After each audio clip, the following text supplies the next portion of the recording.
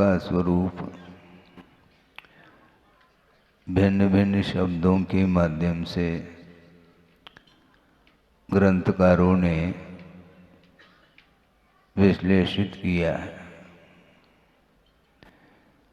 श्रावकाचार्यकार स्पष्ट कर रहे हैं कि धर्म किसको बोलते हैं। संसार दुःखतः सत्वान यो धरति उत्तमे सुखे सधर्म। धर्म वह कहलाता है कि संसारी प्राणी को सांसारिक दुखों से ऊपर उठा करके जो उत्तम धर्म उत्तम सुख है उसमें स्थापित करता है, जिसका नाम धर्म बोला है। उत्तम सुख का अर्थ क्या होता है? मोक्ष सुख माना जाता है। और मोक्ष सुख से भिन्न जो सुख है वह सुख नहीं होते हुए भी उसमें मान्यता होने से उसको सुख कहा है। किंतु धर्म की आराधना करने से उत्तम सुख हमें प्राप्त होता है। शर्त यह है आप चाहो तो प्राप्त कर सकते हैं, नहीं चाहो तो कोई अनिवार्य नहीं, आपको आग्रह नहीं किया जा रहा है। आग्रह करने से संसारी प्राणी पीछे हटता है।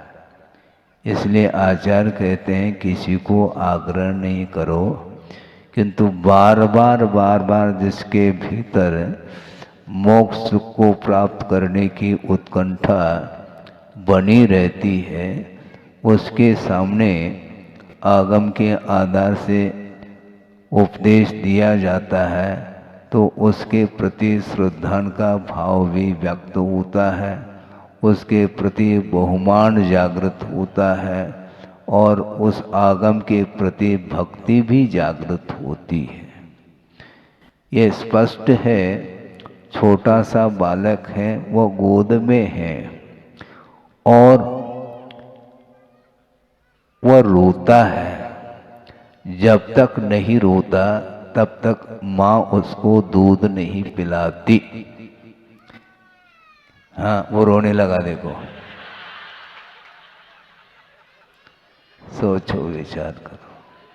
हाँ, ऐसा ही होता है। जब तक वह बालक नहीं रोता तब तक उसको दूध क्यों नहीं पिलाती माँ? बहुत बड़ा प्रश्न है। इसलिए नहीं पिलाती, जबरदस्ती पिलाएंगे तो वो उल्टी करेगा। इसलिए रोना अपेक्षित है।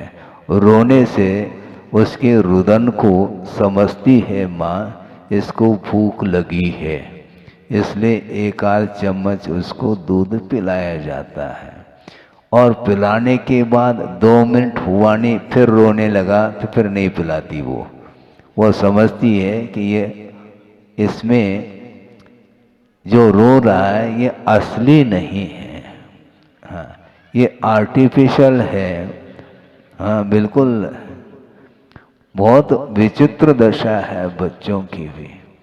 एक बार हमने अनुभव किया, बिना बारह की बात है, पड़गान करके ले गए हैं और एक छोटा सा बालक है, उसके हाथ में मोबाइल था।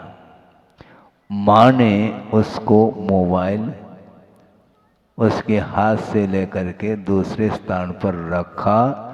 इतना ही पर्याप्त था, वह चिल्लाना प्रारंभ कर दी। हमने सोचा तो अंतराय न हो जाए, मैं सोच रहा तो अंतराय हो सकता है। उतने जल्दी से जल्दी उसको पुनः मोबाइल हाथ में पकड़वा दिया, बस शांत हो गया। तो ये इच्छाएं अनेक प्रकार के संसारी प्राणी के अंदर उत्पन्न होती रहती है, चाहे वह बालक अवस्था हो, चाहे युवा अवस्था हो, चाहे वृद्धावस्था हो। इच्छाएं कभी भी छूटती नहीं है। हाँ, पेट भरने के बाद भी इच्छाएं शांत नहीं होती। वो शांत कैसे हो महाराज? शांत आपको करना है। मैं नहीं कर सकता। आपके अंदर जो इच्छाएं हो रही हैं उसका निरोध आपके द्वारा ही होगा, क्योंकि वस्तुतः सांसारिक सुख कोई सुख है ही नहीं। उत्तम सुख जो मोक्ष सुख है उसको प्राप्त करने की इच्छा जो रखता है वह मुमुक्षु माना जाता है। छोड़ने के भाव होना चाहिए। मोक्तुम इच्छु मुमुक्षु कहा। छोड़ने की इच्छा, किसको छोड़ना? जिसको पकड़ा है उसको छोड़ना। जिसको आपने पकड़ा है उसको छोड़ने के लिए कहा जा रहा है। यदि नहीं छोड़ना चाहते फिर उत्तम सुख मिलने वाला नहीं। चतुर्गति रूप संसार में जो दुख का अनुभव हो रहा है उस गर्भ से ऊपर उठाने की क्षमता जिसमें है उसका नाम धर्म कहा है। और उठा करके कहाँ पर स्थापित करता है? मोक्ष में स्थापित करता है। आपने कहा कि ऊपर, ऊपर मोक्ष नहीं, ध्यान रखो। वहां पर कोई कोठरी, कोई भवन है क्या जहां पर जाकर के विराजमान होना, हवेली हो, हवादार? ऐसा नहीं।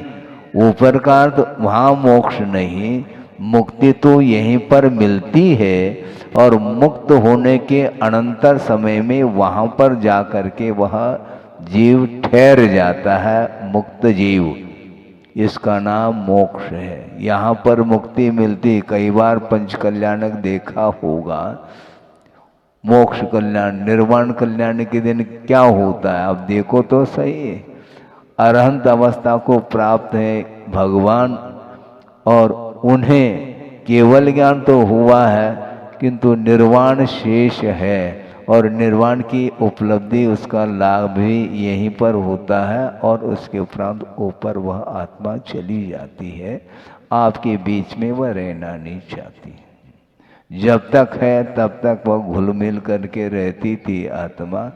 अब वह किसी से अटैचमेंट नहीं रहा और स्वभाव रूप में जो भी जब भी उसका परिणमन होता है तो ये क्षण नहीं लगता, वहाँ पर जा कर के वह विराजमान हो जाती है। तो मोक्ष सुख को चाहता है जिसकी अभिरुचि है, तो सांसारिक सुख के प्रति जो लालसा है तो उसको कम करो, उसके बिना बनेगा नहीं। हाँ, दोनों हाथों से लड्डू खाना चाहता है। एक हाथ में सांसारिक सुख और एक हाथ में हमें मोक्ष सुख भी मिल जाए, तो ऐसा संभव नहीं। हाथ खाली रखो। हाथ खाली रखो, बहुत कठिन होता है ये। सुख में, सुखाभास में सुख की मान्यता बन चुकी। मानसिक शारीरिक अनेक प्रकार के जो दुख हैं, जो कर्म के उदय से उसे दुख का अनुभव करना पड़ता है, किंतु उसमें भी सुख की ही आस्था है उसकी। भोजन करते समय सुख मिलता है, सही बताना है।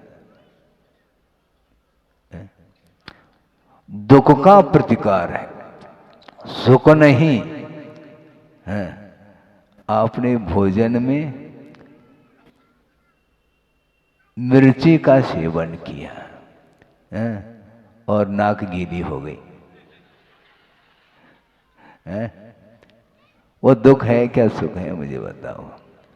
आंखों में भी थोड़े बहुत आंसू आ सकते हैं, बहुत तेज है मिर्ची, तो वो दुख के लिए कारण नहीं। लेकिन महाराज उसके बिना रोटी अंदर उतरती नहीं।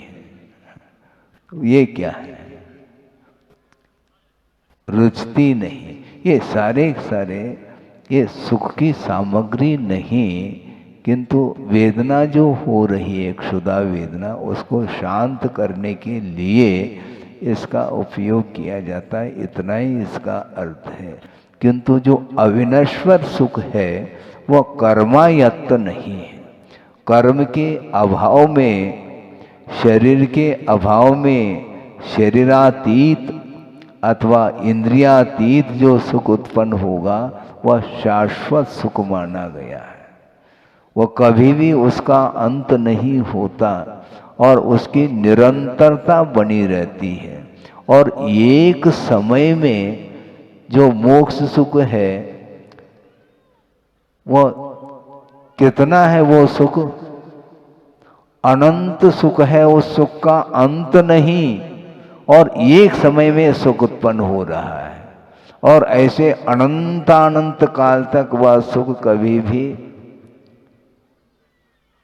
क्षय को प्राप्त नहीं होगा। वह अक्षय अविनश्वर सुख माना जाता है, वह अनंत सुख माना जाता है।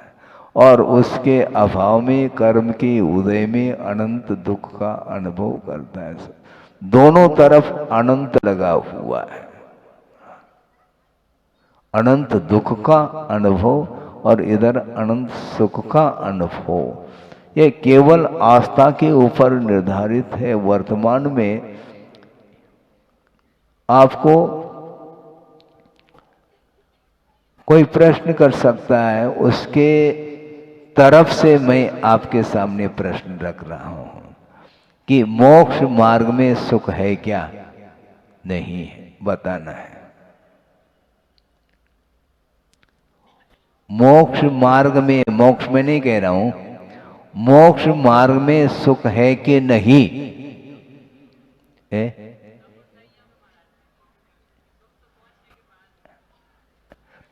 तो क्या है? मोक्ष मार्ग में सुख नहीं है तो या तो दुख होना चाहिए। सुख है क्या दुख? दोनों नहीं है तो है क्या फिर? मोक्ष मार्ग में सुख है क्या कोई पूछेगा तो उत्तर क्या मिलेगा? क्योंकि इंद्रियजन्य जो सुख है वह मोक्ष मार्ग में नहीं मिलेगा। मोक्ष मार्ग पर चलने वाला जो साधक है उसको इंद्रिय सुख नहीं मिलेगा, क्योंकि सब छोड़ दी। अब मोक्ष सुख मिल नहीं रहा है तो मार्ग में कौन सा सुख है? आत्मिक सुख तो वहां पर मिलेगा। मोक्ष सुख उसी को बोलते हैं जो आत्माश्रित सुख है, वह मुक्त अवस्था में ही संभव है, संसार दशा में नहीं। और सांसारिक सुख जो मिलेगा वह असंयम अवस्था में मिलेगा। और जिसने संयम को अंगीकार कर लिया तो उसको सांसारिक सुख तो मिलना नहीं और मोक्ष सुख मिल नहीं रहा है। तो मोक्ष मार्ग में है क्या फिर? है क्या है? सुनो, मोक्ष मार्ग में सुख है, वह किमात्मक है, आस्था जन्य सुख है। आस्था होने से उसको तसल्ली मिलती है, विश्वास है मुझे अविनश्वर सुख यदि मिलेगा तो मोक्ष में ही मिलेगा। इस प्रकार अटूट जो श्रद्धान उत्पन्न हुआ है, उस श्रद्धान जन्य जो भी संवेदन है उसको मोक्ष मार्ग में सुख बोलते हैं। इसके अलावा और कुछ नहीं मिलने वाला, क्योंकि पूरी तरह से जितने भी बाह्य परिग्रह हैं उसका विमोचन कर दिया। अब परिवार के साथ कोई संबंध नहीं है, अन्य अड़ोस पड़ोस व्यक्ति के साथ संबंध पहला था उनके साथ भी संबंध नहीं रख रहा है, सभी परिग्रहों से ऊपर उठ गया।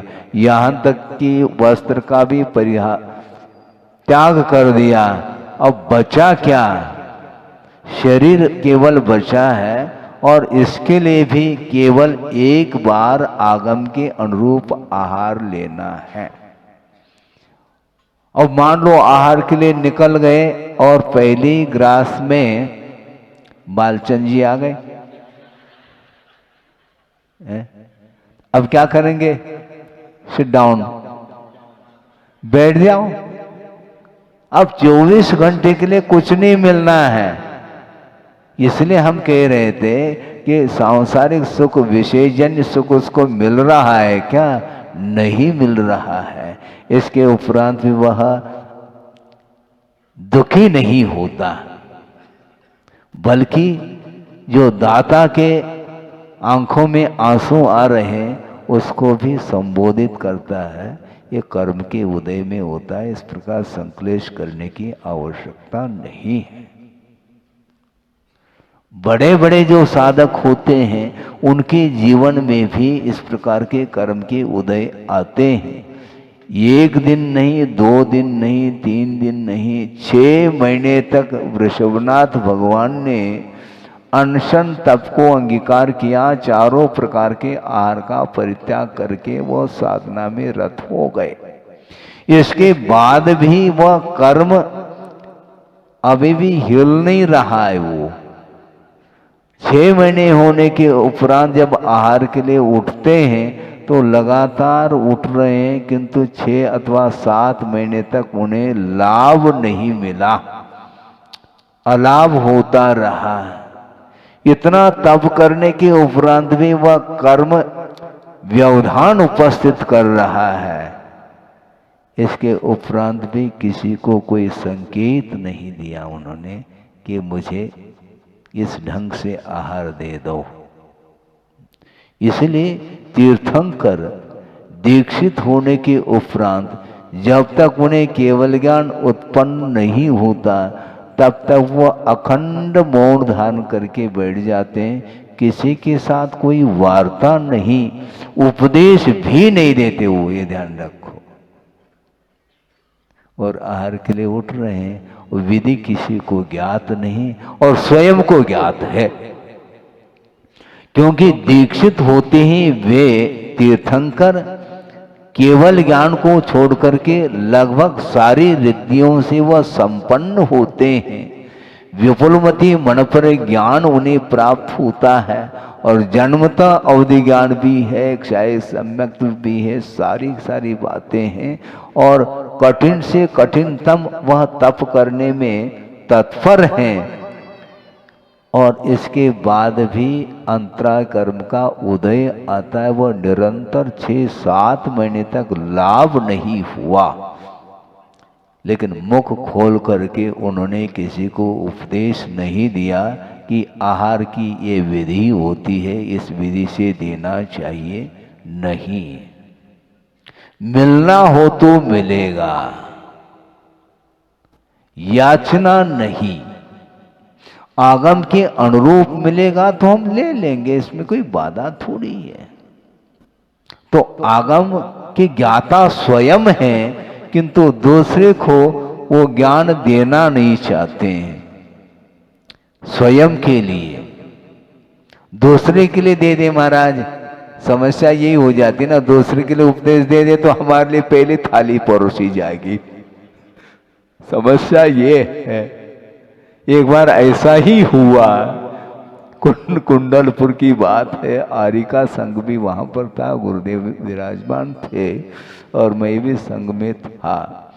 और एक बार दर्शन हेतु आर्य का संघ आया और उसमें एक आर्यिका अस्वस्थ थी।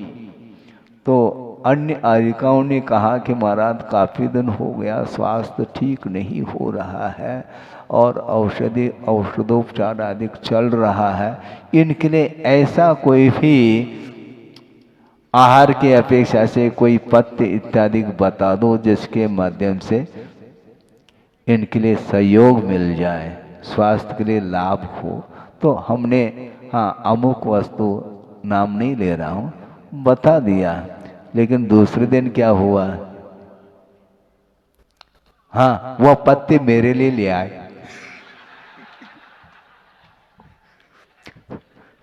तो हमने सोच लिया, इसलिए तीर्थंकर नहीं बोलते हूँ, ये ध्यान रखो।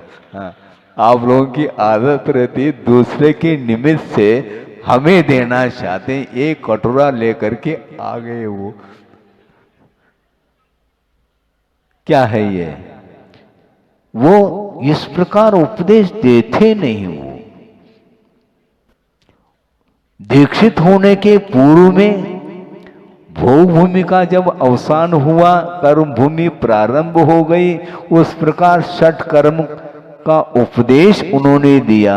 असी मसी कृषि वाणिज्य शिल्प विद्या ये सारे सारे षटकर्म माने जाते हैं जिसके माध्यम से जीवन का निर्वाह होता है। और सारे सारे कर्म भूमि जो मनुष्य थे वो त्राय त्राय हो रहे थे, उनके लिए उन्होंने किस प्रकार अपने आप की रक्षा की जाती है, किस प्रकार कृषि की जाती है आदि विद्या किस प्रकार प्राप्त होती है, ये सब कला इत्यादि सब उन्होंने सिखाया है। असी युद्ध भी किया जाता है, दूसरे को समाप्त करने के लिए नहीं, किंतु कोई आक्रमण करता है तो अपनी रक्षा के लिए यह विद्या भी आवश्यक है, यह कर्म भी आवश्यक है। क्योंकि कर्म भूमि में कर्म किए बिना सुख मिलता नहीं। भोग भूमि में इच्छा होने मात्र से कल्प वृक्षों के माध्यम से अनेक प्रकार के जो साधन सामग्री है आजीविका के लिए आवश्यक वो सारे सारे प्राप्त हो जाते हैं और उसके माध्यम से पूर्ति होती है। किंतु यहाँ पर कर्म करो, पुण्य कर्म भी किया जाता है और पाप कर्म भी किया जाता है विशेष रूप से। अन्यत्र भी कर्म के उदय से ही और सब कुछ सुख दुख मिलता है, किंतु यहाँ पर विशेष रूप से पुरुषार्थ की आवश्यकता पड़ती है। तो इसलिए उन्होंने दीक्षित होने के पूर्व में जनता के लिए प्रजा के लिए उन्होंने सब कुछ जीवन जीने की कला सिखा दी। किंतु दीक्षित होने के उपरांत आहार की विधि के बारे में कोई उन्होंने उपदेश नहीं दिया। अखंड मौन रहे, 6 महीने तक अखंड वो उपवास जारी रखा और उसके बाद भी 6-7 महीने तक अलाप होता रहा। अंतराय कर्म का तीव्र उदय है, किंतु याचना परिचय विजय उन्होंने किया, कोई याचना नहीं की, क्योंकि याचना करने से दीनता आती है। इसको बोलते हैं स्वाभिमान, अभिमान नहीं। अभिमान अहंकार अलग है और याचना परिचय विजय अलग है। मांगना नहीं, त्याग कर दिया, विधि के अनुरूप मिल जाए तो ठीक। अब देखो उनके वृषभनाथ भगवान के परिवार में भी ये ज्ञान नहीं रहा, न चक्रवर्ती को, न बाहुबली को, न नाभिराय, न मरुदेवी और ब्राह्मी सुंदरी, सब पूरा पूरा परिवार, लेकिन इसका बोध नहीं है। भोजन करना तो चाहते हैं सब लोग, जानते हैं, किंतु मुनि महाराज के लिए जो आहार की जो विधि है वह बिना विधि के आहार संपन्न नहीं होगा। लेकिन कितनी कठोर साधना होगी उनकी, ये बात अलग है। उनका अकाल में मरण नहीं होगा और इस दीर्घ काल तक उपवास और ये अंतराय कर्म का उदय होने के उपरांत भी चेहरे पर कोई सिकन नहीं, दीनहीन हो गए हों नहीं। इंद्र सौधर्म इंद्र 5 कल्याणकों में उपस्थित होता है।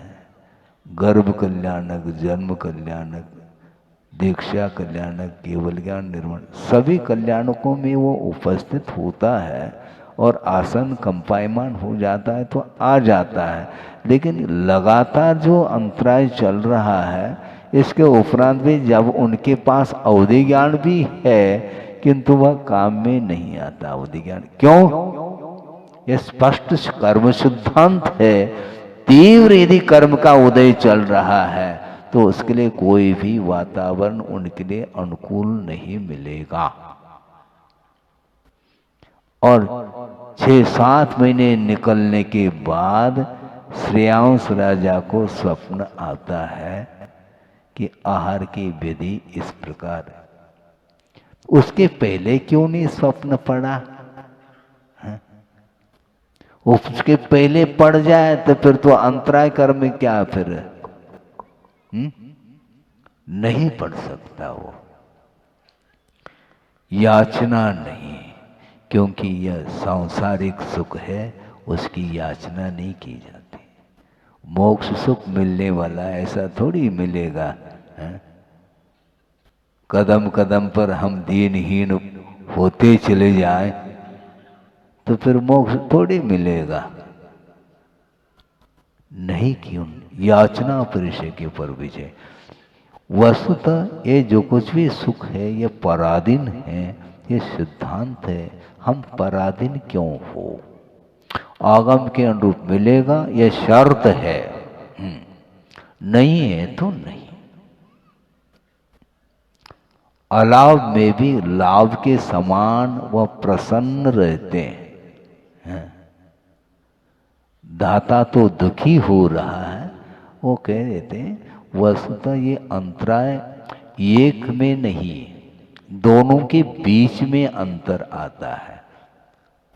अंतराय जो आ रहा है दाता और पात्र, दाता का दानांतराय कर्म का तीव्र उदय चल रहा है और जो पात्र है उसको लाभांतराय का उदय चल रहा है।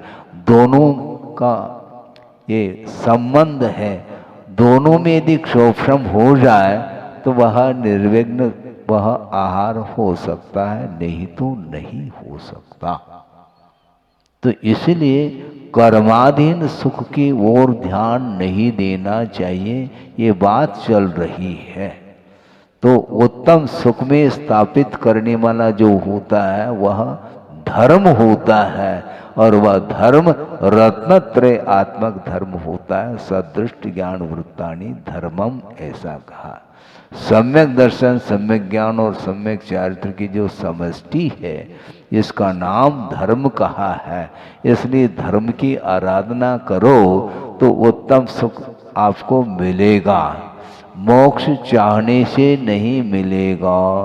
मुझे मोक्ष मिल जाए, मिल जाए, कहां से वो मुक्ति मिलेगी? बंधन से मुक्त होने का नाम मोक्ष है और बंधन से मुक्त होने के लिए करना क्या महाराज? करना कुछ नहीं है। जिन कारणों से कर्म का बंध होता है उन कारणों से दूर रहो। ये भर नहीं होता महाराज, बाकी सब होता। बाकी कैसे क्या, उससे क्या प्रयोजन है?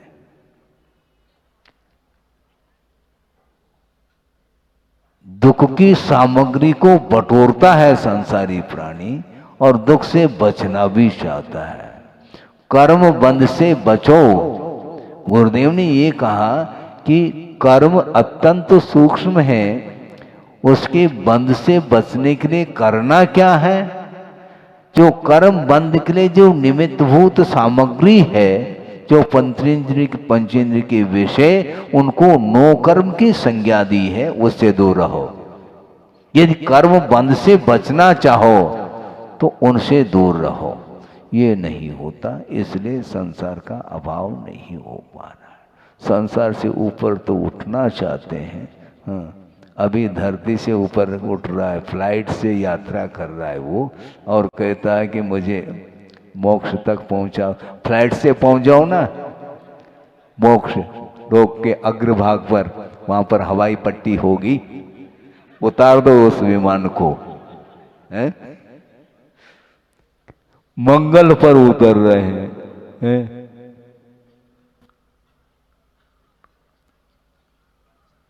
मंगल पर उतरना, वहां पर क्या मंगल है? मंगल किसको बोलते हैं? मंगलाचरण। मंगलाचरण का अर्थ क्या? मंगल आचरण।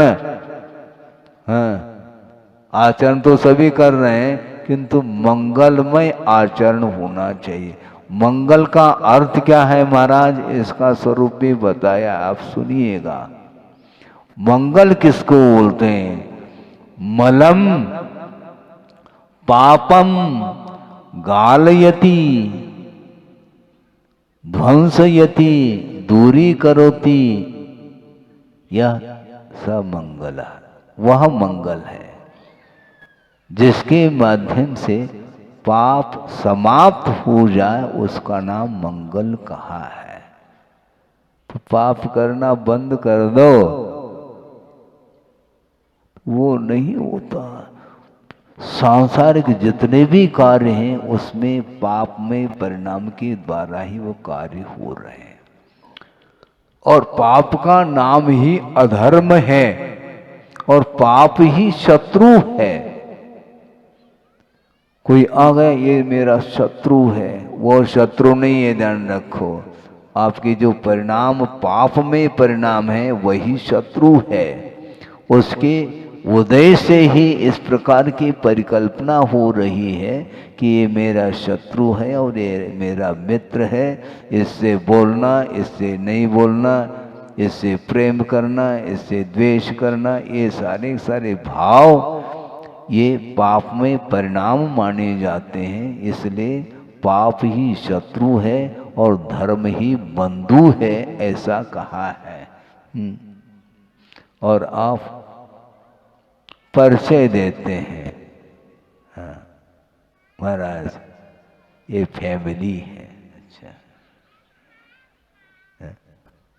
विथ फैमिली, परिवार के साथ आए हैं महाराज, तो आपका परिवार है वो बंधु है नहीं। एक मान्यता, बड़ा विचित्र लगता है कि कैसा मोह का चक्र होगा कि जो मेरे वस्तु नहीं है उसको अपना मान रहा है, पराई वस्तु को अपनी। ये क्यों? लेकिन मान्यता, कितने भी उपदेश सुनो, कुछ भी करो, लेकिन ये मान्यता उसकी समाप्त नहीं होती। समाप्त आपको करना है, क्योंकि संबंध आपने जोड़ा है। जिसने जोड़ा है उसी को तोड़ना पड़ेगा। तोड़ने में जो है ना आंखों में आंसू आते हैं। भगवान के माता पिता भी फूट फूट करके रो रहे हैं। सोचो, विचार करो, कैसा मोह का परिणाम होगा कि प्रभु निकल रहे हैं, अभी मत जाना, इस प्रकार रोक रहे हैं। तुम रोको, कुछ भी करो, तुम रोवो, इससे कोई उनको फर्क नहीं पड़ता, कोई प्रभाव नहीं पड़ता। महाराज वो निर्दयी होंगे, ऐसा नहीं। वस्तुतः दया के धनी तो वही है, अपने ऊपर भी दया कर रहे हैं और विश्व के ऊपर भी दया का भाव उनके अंदर है, तभी तो तीर्थंकर बनेंगे। वो खेल थोड़ी। विश्व का कल्याण उनके थ्रू होना है, उनके द्वारा विश्व का कल्याण होना है, इसलिए वह आपके प्रति कठोरता का व्यवहार कैसे कर सकते हैं? ये कठोरता नहीं, बल्कि समंतभद्र स्वामी ये कहना चाह रहे हैं कि मोह को जो भस्म किया जाता है वो निर्दयता के साथ किया जाता है। मोह के ऊपर तुम दया करोगे, आत्मा की हार, वो अनंत काल से आत्मा की हार होती आ रही है, मोह जीत रहा है। और मोह को पछाड़ना है, कैसे पछाड़ोगे? अभी तो धोती पछाड़ रहे हैं महाराज। मोह को पछाड़ो, हाँ धोती पछाड़ रहा, धो रहा है धोबी जैसे। मोह को पछाड़ो कह रहे। निर्दय भस्म सात क्रियाम कहा, उसके प्रति दया नहीं। सामने वाला रो रहा है, वो हमेशा मोह रुलाता है, और अनुकूलता मिल जाए तो वो हंसा भी देता है। ये रोना और ये हंसना, ये दोनों मिट जाए तो बस पार हो जाएंगे हम। ये नहीं होता। अनुकूलता मिल गई, बस फूला नहीं समाता है। थोड़ी सी प्रतिकूलता हो गई, म्लानता का अनुभव करता है। ये म्लानता क्यों? ये कलुषता क्यों? इसी को बोलते हैं द्वेष भाव। ये राग और द्वेष ये दोनों संसार के लिए कारण हैं। और ये राग और द्वेष होते क्यों? जिसके अंदर मोह है उसी के अंदर राग द्वेष पैदा होंगे। पर वस्तु को ये अपना मानने रूप ये जो मान्यता है यही मोह माना जाता है। इस मोह से जो ऊपर उठेगा वह अविनश्वर सुख को प्राप्त कर सकता है। और मोह समाप्त कैसा होगा? तो धर्म की आराधना करने से। संसार दुखता सत्पान यो धरती उत्तमे सुखे स धर्म, ऐसा कहा। और वह रत्नत्रय आत्मक धर्म माना जाता है, जो कि कर्म की क्षय करने वाला होता है। कर्म बंद कराने वाला अधर्म होता है और कर्म का विच्छेद करने वाला धर्म होता है। इसलिए धर्म की आराधना करो। भगवान के सामने जा कर के भी धर्म की ही आराधना की जाती है। अन्य कोई भी इच्छा नहीं। अनंत काल से वो इच्छा के कारण ही यहाँ पर रह रहा है, लेकिन वह तृष्णा, उसकी आशा अनंतात्मक है, कभी भी समाप्त नहीं होने वाली। वो इस आशा को रोकने का नाम ही तप कहा है। आशा अर्थात ही इच्छा है। यहाँ तक कहा गुणभद्र स्वामी ने कि ये आशा रूपी जो गर्त है, खाई है, कितनी बड़ी खाई है वो इतनी बड़ी खाई है जिस खाई के अंदर 3 लोक की वस्तु पंचेंद्र के विषय उसमें डाल दिए जाए तो वह उस खाई में वह परमाणु के समान प्रतीति में आता है। इतनी बड़ी खाई है। और एक जीव के प्रति खाई नहीं, अनंतानंत जीव हैं। प्रत्येक जीव के अंदर आशा रूपी खाई अनंतात्मक है। तो किसको कितना हिस्सा मिलेगा, सोचो विचार करो। इसके उपरांत भी वह इच्छा रखता है दूसरे दिन फिर जब मिल जाए तब। लेकिन ये नहीं, ये व्यवसाय करता है। अर्थ अर्थ अर्थ अर्थ करते करते करते परमार्थ को भूल जाता है। अर्थ का है हाँ अनर्थ होता है। हाँ, व्यर्थ अलग है, अनर्थ अलग है, अर्थ अलग है और परमार्थ अलग है। परमार्थ की ओर दृष्टि रखने वाला व्यक्ति कभी भी धन से, संपदा से प्रभावित नहीं होता, क्योंकि यह संपदा अटूट संपदा मिल सकती है स्वर्ग आदिक में, किंतु वह भी नश्वर है। आयु कर्म समाप्त होते ही पुनः दूसरे गति की ओर रवाना होना होता है। इसलिए कब तक तुम भोगोगे? कर्म एक सीमा तक आपको सुख पहुंचा सकता है, उसके उपरांत वह समाप्त होता है। ठीक विपरीत वह समय आएगा, दुख का अनुभव आपको करना पड़ेगा। इसलिए सांसारिक सुख और दुख को एक गिन करके जो साधक होते हैं वह पंचेंद्रिय विषयों से ऊपर उठ करके और मन में जो कुछ भी आशाएं लगी हैं उनको समाप्त करने में वो निरंतर साधना करते हैं। वो साधना के फल स्वरूप ही भविष्य में जा कर के मोक्ष सुख का अनुभव करने का उन्हें अवसर प्राप्त हो सकता है। इसी प्रकार सब लोगों को मोक्ष प्राप्त हो, इस पवित्र भावना के साथ अहिंसा परमो धर्म की जय।